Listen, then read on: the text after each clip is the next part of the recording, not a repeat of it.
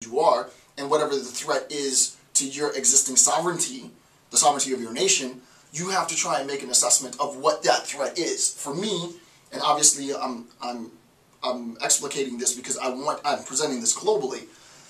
I'm explicating this because I, in bullet point 3, have a bias, and I want my bias to be explicit that the external threat will be a decentralized sort of network, if you will. And I use network loosely because I don't, the truth is I don't know how legitimate the phrase, it's a sort of cliche adage to talk about it in terms of networking, but I don't know how valid that is.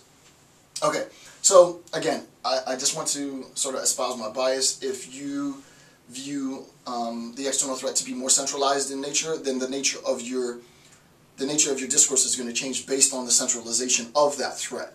All right? Okay. So that's number 3. 3A. This initial requirement will immediately exclude many scholars from participating in the construction of new theoretical paradigms which explain the process of intelligence. Right? 2 things. 1, some people aren't going to gravitate towards the emerging intelligence, national security affairs in general, or specifically national security intelligence theory that is in the works of being developed. Right? Within the next, I would imagine, 5 years, tops. As long as 10 years, but 10 years seems like a very long time. But within the next 5 years, tops, there should be even more national security intelligence theory proper. It should be on the horizon because I know I'm going to make my own contribution.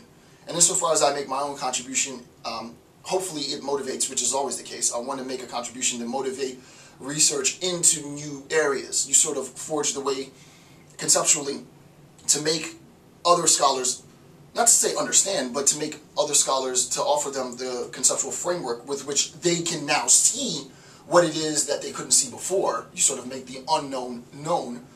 Then more people can jump into the discourse. More people can participate because a lot of the conceptual dirty work was done making a clearing. In terms of genocide studies proper, I've done this with my publication on genocidal intentionality. It hopefully will and has cleared a little bit of the conceptual ground so that other scholars can conceptualize, right, the nature of genocidal intent. Similarly, I think for those interested in writing on national security affairs, the obligation for those who forge the path is going to be really difficult because there isn't much to pull from, especially if we already recognize the obvious hybridization, right? We're going to take from IR a little bit, we're going to take from conflict resolution a little bit, we're going to take from poli-sci a little bit, and so on, right? All of that is easy. It is the construction of a formalized theoretical component that will be difficult. And since, I would argue, that theoretical component has to assume that terrorism is real, it's immediately going to create a demarcated community. The very foundation for the theory is going to be challenged by those who don't believe in terrorism as being real. Right? So those who say, there is no boogeyman, there is no terrorism, there are no terrorists per se, this is all fake.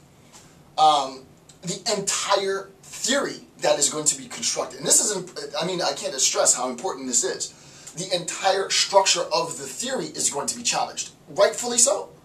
So when you sit down, if you're going to write this, right, if you're interested in potentially contributing meaningfully, and I don't mean an article, not knocking people who write articles, but I don't mean a little 30-page, 8,000, 6,000 word article. I'm talking like a book.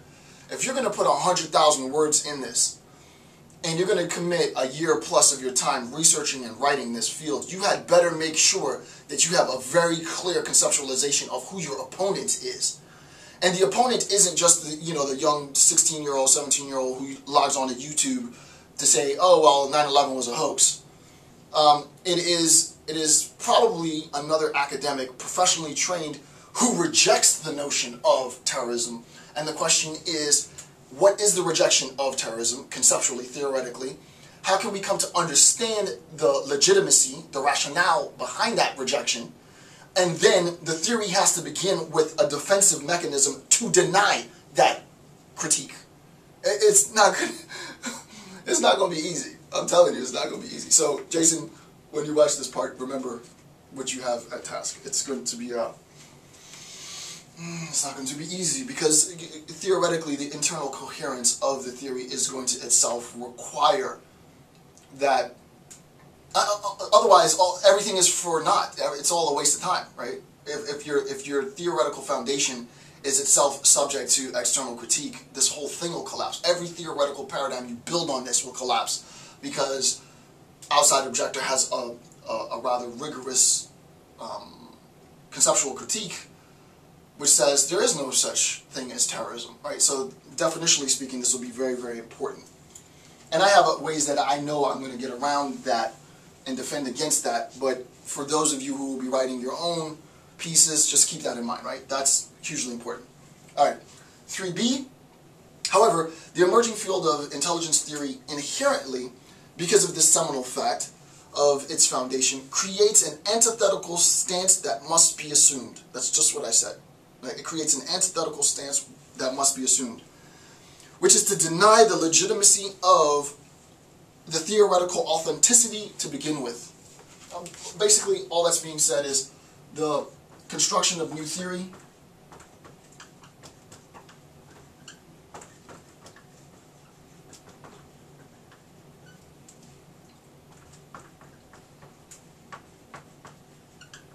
presupposes terrorism.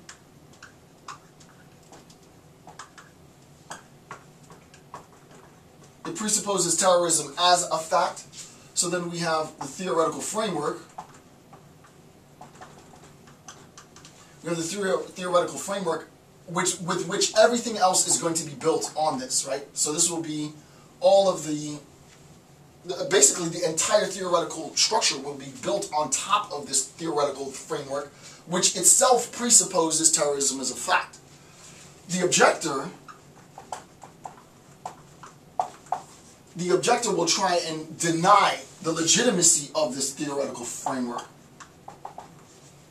The objector will try and deny the legitimacy of this theoretical framework and thus collapse everything that you've worked for. So this can't be weak. Your theoretical framework can't be weak. You gotta have a really, really solid, I mean, for me specifically, I'd probably, knowing me, I'd probably spend, no less than, 90 to 100 pages just on the theoretical framework, right?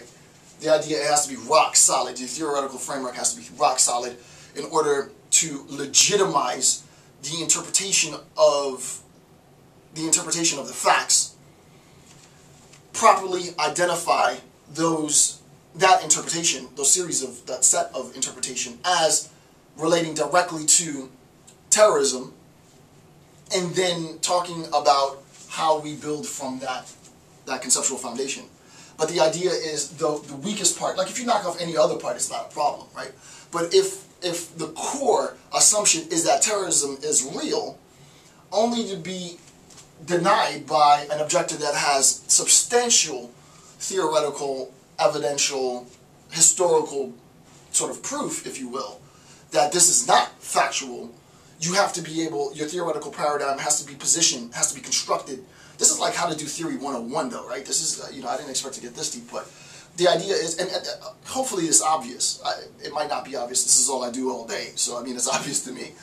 But the idea is your theoretical paradigm has to have built within it a defensive mechanism. It doesn't apply to terrorism. It applies to the internal coherence of your theory. The internal coherence of your theory has to have a defensive mechanism which can respond to external objection, which seeks to deny the theoretical foundation that terrorism in fact is real. If you have that built into your theory is that much stronger. The more support that you have, the more evidence you have. Me, I might not really go heavy onto historical. I'll leave other scholars to do that. I'm going to just do more logistics and conceptual, rationalistic, sort of defensive mechanism, defensive posturing.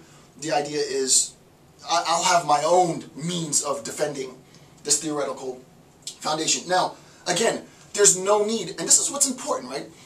There's really no need for me to do that. There's no need for those who are going to be writing the new theoretical paradigms, writing the new, and really discovering, but writing the new theoretical paradigms for national security, unless there are people who have the intent to deny this. So there's a sense in which